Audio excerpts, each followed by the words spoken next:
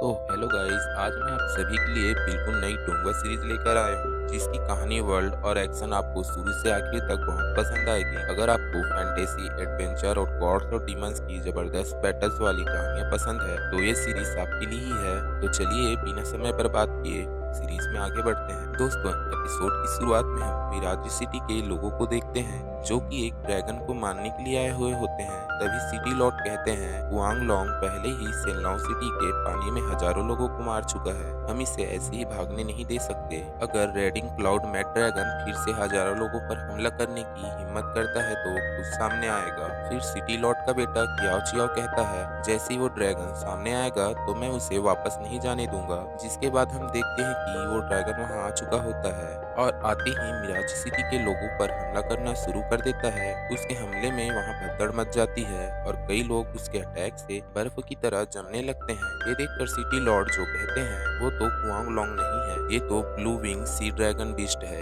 ये सुनकर कियाओ चिया हैरान हो जाता है और हैरान होते हुए कहता है, क्या ये जलवंश का पवित्र ड्रैगन नहीं है और ये सेल्लॉन्ग सिटी में पानी में क्या कर रहा है। इतना कहकर वो ड्रैगन पर हमला करने के लिए जाने लगता है, लेकिन उसका फादर उसे रोक देता है और कहता है, ग्रेट वाइट नीड के 10 बीस्ट ड्रैगनों में से एक है, इससे लड़ना तुम्हारी ताकत से बाहर है। इसके बाद सिटी लॉर्ड जो खुद लड़ने के लिए आगे बढ़ते हैं। वो ड्रैगन पर लगातार कई हमले करते हैं, लेकिन ड्रैगन पर उनके हमलों का कोई खास असर नहीं होता। फिर वो ड्रैगन के हमलों से बचते हुए गुस्से में कहते हैं, तू हद से ज्यादा आगे बढ़ रहा है, मैंने अब तक खुद को रोक रखा था और फिर भी तू इतना ज्यादा आगे बढ़ रहा है। इतना ही कहते वो अपनी थंडर वाली शॉट से ड्रैगन के सिर पर हमला कर देता है और जैसे ही वो अटैक उस ड्रैगन को हिट होता है, वहाँ पर काफी बड़ा ब्लास्ट होता है। इस टक्कर के बाद दोनों दूर जाकर गिरते हैं। फिर सिटी लॉर्ड उड़ते हुए कहते हैं, बहुत हो गया। इसके साथ ही वो अपनी टेक्निक का इस्तेमाल करने लगते हैं और ड्रैगन को जकड़ने की कोशिश करते हैं। बेलो जैसी टहनी निकलकर ड्रैगन को बांध लेती है और उसे अपनी तरफ खींचने लगती है। इसके बाद वहाँ एक बड़ा धमाका होता है, लेकिन जब धूल हटता है तब हम देखते हैं कि ड्रैगन उस जाल से आजाद हो चुका होता है। यानी कि सिटी लॉर्ड जो कि ये चाल भी उस पावरफुल ड्रैगन को रोक नहीं पाती और वो खुद भी घायल हो जाते हैं। ये देखकर कियाओ चियाओ घबरा जाता है और अपने फादर को बचाने के लिए वो तुरंत अपना स्वॉर्ड निकालकर उस ड्रैगन पर हमला कर देता है। कियाओ चियाओ का अटैक सीधे ड्रैगन को लग जाता है, जिससे वो ड्रैगन घायल हो जाता है और अपने ऊपर हमला होते ही ड्रैगन बुरी तरह गुस्से में आ जाता है और सीधे कियाओ चियाओ पर हमला कर देता है। लेकिन जैसे ही उसका हमला कियाओ चियाओ को लगने वाला होता है, तभी सिटी लॉर्ड जो बीच में आ जाते हैं और गुस्से में चिल्लाता है और बोलता है, मेरे बेटे से दूर रहना। इतना कहती ही वो अपनी पूरी ताकत के साथ लाइटनिंग स्लैश इस्तेमाल करते हैं और अगले ही पल थंडर से भरा हुआ हमला सीधे ड्रैगन के सिर पर लगता है और उसके सिर के 2 टुकड़े कर देते हैं और वहीं उसकी मौत हो जाती है। ड्रैगन के मरने के बाद लाओदा और कियाओ चियाओ तुरंत सिटी लॉर्ड जो को संभालते हैं। तभी आलोदा परेशान होकर कहते हैं, ब्लू सी ड्रैगन तो वाटर क्लैन का आइस स्पिरिचुअल ड्रैगन था, मुझे डर है कि वाटर क्लैन इस बात को इतनी आसानी से नहीं भूलेगा। ये सुनकर सिटी लॉर्ड जो कहते हैं, उन्होंने जानबूझकर अपने ड्रैगन की बलि दी है ताकि उन्हें सेलॉन्ग सिटी के खिलाफ फाइट छेड़ने का एक अच्छा बहाना मिल जाए। इसके बाद कियाओ चियाओ भी अपनी चिंता जाहिर करते हुए कहता है, अगर डिवाइन एम्परर कहीं गायब न होते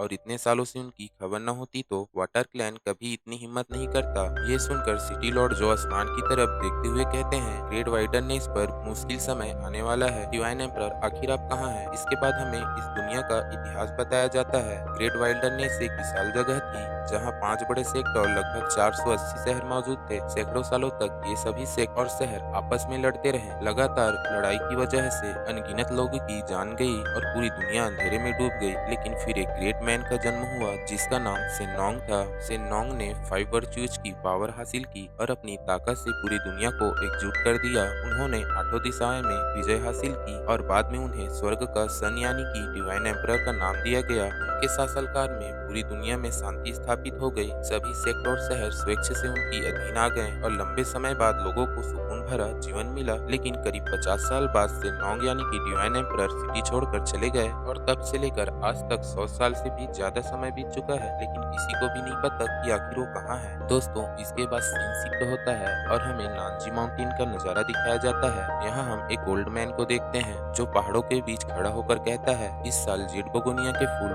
कुछ ज्यादा ही खूबसूरत और चमकदार खिले हैं। तभी हमें पता चलता है कि ओल्ड मैन घायल है। इसके बाद वो अपनी 5 एलिमेंट पावर का इस्तेमाल करते हैं और अपनी इंजरी को हील करने लगते हैं और कहते हैं, मुझे नानजी माउंटेन आए हुए पूरे 200 साल हो चुके हैं। तभी हमें पता चलता है कि ये और कोई नहीं बल्कि सेनोंग यानी द हुआंग के डिवाइन एम्परर हैं। इसके बाद वो आसमान की तरफ देखते हुए कहते हैं, शायद किस्मत ही मुझे दोबारा यहाँ वापस लाई है। तभी अचानक उन्हें किसी लड़के की आवाज सुनाई देती है। वो लड़का जोर जोर से चिल्ला रहा होता है और बोल रहा होता है, अरे मेरा पीछा करना बंद करो। डिवाइन एम्परर उस तरफ देखते हैं और पाते हैं कि एक लड़का कई स्पिरिचुअल बीस्ट से बचकर भाग रहा होता है और भागते हुए वो लड़का उन बीस्ट से कह रहा होता है, मैं तो बस तुम्हारे इलाके से गुजर रहा था, आखिर तुम लोग मेरा इतना दूर तक पीछा क्यों कर रहे हो। यहीं पर हमें पता चलता है कि ये लड़का और कोई नहीं बल्कि हमारी कहानी का मेन कैरेक्टर वो बाई है। इस समय कई सारे स्पिरिचुअल बीस्ट उसके पीछे पड़े हुए थे और लगातार उसका पीछा कर रहे थे। अपनी जान बचाने के लिए वो बाई तेजी से भाग रहा होता है और अचानक एक ऊंची खाई के किनारे पहुंच जाता है, लेकिन रुकने की बजाय वो सीधे खाई में छलांग लगा देता है। नीचे गिरते समय वो बेलों को पकड़ लेता है और उनकी मदद से दूसरी तरफ जाने की कोशिश करता है। कुछ देर बाद उसे लगता है कि वो खतरे से बच गया, इसीलिए वो एक जगह रुक जाता है, लेकिन तभी पीछे से एक स्पिरिचुअल बीस्ट उस पर हमला कर देता है। इस हमले से वो बाई का बैलेंस बिगड़ जाता है और वो दूर जाकर गिरता है और किस्मत से वो सीधे जाकर डिवाइन एम्परर सेनोंग के पास गिरता है। दोस्तों, डिवाइन एम्परर के पास गिरने के बाद वो बाई दर्द से कराते हुए कहता है, इस बार तो मुझे पहले से भी ज्यादा दर्द हो रहा है। ये सुनकर सेनोंग यानी द हुआंग डिवाइन एम्परर उसे पूछते हैं, क्या तुम ठीक हो। इसके बाद डिवाइन एम्परर अपनी पावर का इस्तेमाल करते हैं और पल भर में वो बाई को हील कर देते हैं। अपने बॉडी को पूरी तरह से ठीक होता देखकर वो बाई बहुत खुश होता है और डिवाइन एम्परर को थैंक्स बोलता है, लेकिन इस समय उसे बिल्कुल भी पता नहीं होता कि उसके सामने खड़े ओल्ड मैन कोई साधारण इंसान नहीं बल्कि पूरे ग्रेट वाइल्डरनेस के महान डिवाइन एम्परर सेनोंग है। तभी डिवाइन एम्परर अपने बारे में बताते हैं, हालांकि वो अपनी असली आइडेंटिटी को नहीं बताते, बस अपना नाम बताते हैं। ये सुनकर तुओ बाई उन्हें कहता है, तो क्या आप कोई इमोर्टल एल्डर हैं। इस पर डिवाइन एम्परर मुस्कुराते हुए कहते हैं, नहीं, मैं कोई इमोर्टल एल्डर नहीं हूँ। तभी डिवाइन एम्परर तुओ बाई से पूछते हैं, तुम्हारा नाम क्या है और तुम कहाँ रहते हो। इस पर तुओ बाई अपने बारे में बताता है कि मेरा नाम तुओ बाई है और मैं नानजी माउंटेन में रहता हूँ। इसके बाद डिवाइन एम्परर तुओ बाई से कहते हैं, इतनी छोटी उम्र में तुम अकेले ही दुनिया घूमने निकल पड़े हो और तुओ बाई की तारीफ करते हैं। ये सुनकर तुओ बाई पूरे कॉन्फिडेंस के साथ कहता है कि बिल्कुल, क्योंकि एक दिन मैं ग्रेट हीरो बनूंगा। तुओ बाई की बात सुनकर डिवाइन एम्परर मुस्कुराते हुए उससे पूछते हैं, अच्छा तो मुझे बताओ, तुम्हारे हिसाब से ग्रेट मैन किसे कहते हैं। इस पर तुओ बाई बिना देरी किए जवाब देता है, ग्रेट मैन मतलब बहुत ताकतवर होना, एक ऐसा महान हीरो जिसका नाम पूरी दुनिया में मशहूर हो। इसके बाद वो तुओ बाई से अपना हाथ आगे बढ़ाने के लिए कहते हैं और जैसे ही तुओ बाई अपना हाथ आगे बढ़ाता है, डिवाइन एम्परर उसके हाथों को ध्यान से देखने लगते हैं। हाथ देखते ही उन्हें पता चल जाता है कि तुओ बाई के अंदर 5 एलिमेंट मौजूद हैं। डिवाइन एम्परर मन ही मन सोचते हैं, ग्रेट वाइल्डरनेस के हजारों सालों के इतिहास में ऐसे लोग गिने चुने ही पैदा हुए हैं जिनके अंदर 5 एलिमेंट मौजूद हो, और आज किस्मत ने मुझे एक ऐसे बच्चे से मिला दिया। अब डिवाइन एम्परर को महसूस हो जाता है कि तुओ बाई कोई नॉर्मल बच्चा नहीं है। इसके बाद वो तुओ बाई से कहते हैं, मुझे तुमसे एक मदद चाहिए। तुओ बाई तुरंत मान जाता है और बोलता है, एल्डर आप बस बताइए, अगर मैं कर सकता हूँ तो जरूर करूंगा। तुओ बाई का जवाब सुनकर डिवाइन एम्परर भी खुश हो जाते हैं। फिर वो उसे बताते हैं कि मेरी एक स्वॉर्ड गलती से एक गहरी झील में गिर गई थी जो एक ऊंची चट्टान के नीचे है,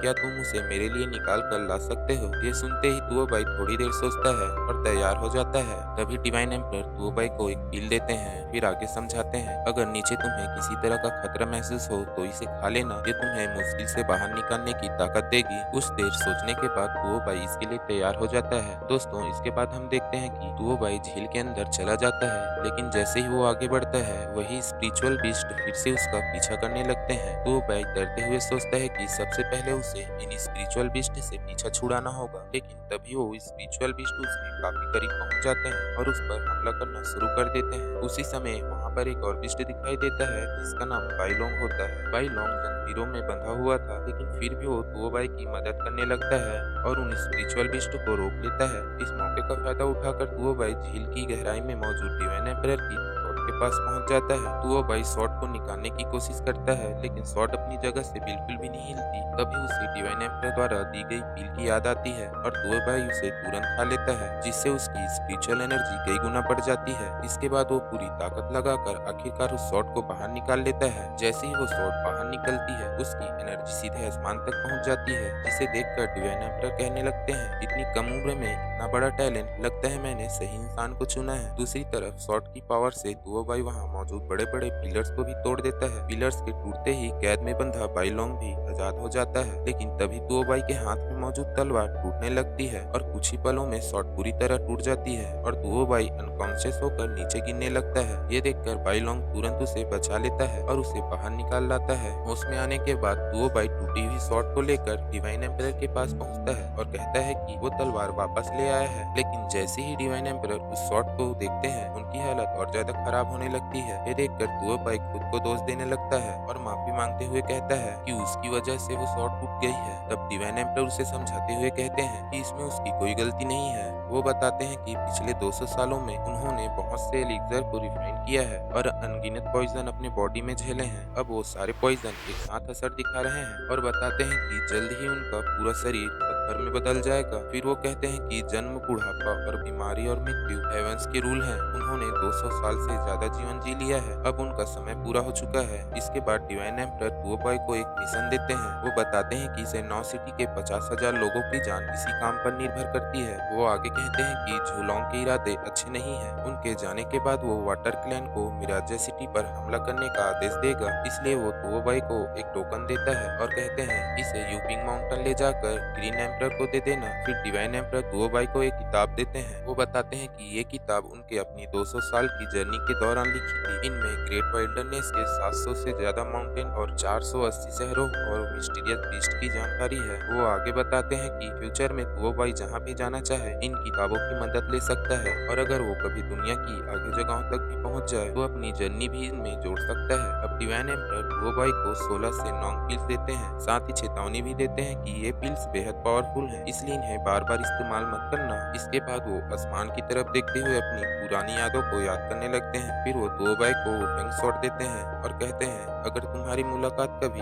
कोसांग नाम की लेडी से हो तो मेरी तरफ से ये शॉट उसे लौटा देना। इसके बाद वो दुओ भाई से एक आखिरी इच्छा पूरी करने को कहते हैं। वो कहते हैं क्या तुम मेरे लिए जेड बेगोनिया की एक टहनी तोड़ सकते हो? दुओ भाई तुरंत जाकर जेड बेगोनिया की एक टहनी तोड़ लाता है, लेकिन जैसे ही वो वापस मुड़कर देखता है उसे पता चलता है कि डिवाइन एम्परर की पूरी बॉडी पत्थर की मूर्ति में बदल चुका है। ये देखकर दुओ भाई की आंखें भर आती हैं और वो इमोशनल होते हुए कहता है मैं दुओ भाई वादा करता हूँ कि मैं आपकी जिम्मेदारी को हर हाल में पूरा करूंगा। दोस्तों, इसके बाद सीन शिफ्ट होता है और हम कुछ मिस्टीरियस लोगों को देखते हैं जो एक बड़े से गेट के सामने नील डाउन करते हैं। तभी उस विशाल दरवाजे के पीछे से एक आवाज सुनाई देती है। वो पर्सन पूछता है क्या आप तक उस बूढ़े से नॉन्ग के बारे में कोई खबर नहीं मिली? ये सुनते ही वहाँ मौजूद सभी लोग घबरा जाते हैं और माफी मांगते हुए कहते हैं मास्टर, हमने पूरे ग्रेट वाइल्डनेस में उसकी तलाश की है लेकिन उसका कोई पता नहीं चला। लेकिन उनकी बात सुनकर वो मिस्टीरियस पर्सन कहता है हो सकता है कि उसका ना मिलना बुरी बात नहीं है बल्कि अच्छी बात हो। अगर तुम लोग उसे नहीं ढूंढ पाए तो इसका मतलब है कि सेनॉन सिटी के लोग भी उसे नहीं ढूंढ पाए होंगे। इसके बाद वो सेनॉन सिटी का जिक्र करते हुए कहता है पहले सेनॉन सिटी ग्रीन एम्परर के अधिकार में आती थी। फिर वो आदेश देता है कि किसी को तुरंत ग्रीन एम्परर पर नजर रखने के लिए भेजो। ये सुनते ही वहाँ मौजूद सभी लोग उस पर्सन की बात मानते हुए अपने लोगों को यूपिंग माउंटेन की तरफ भेजते हैं और इसी सीन के साथ हमारा एपिसोड खत्म होता है।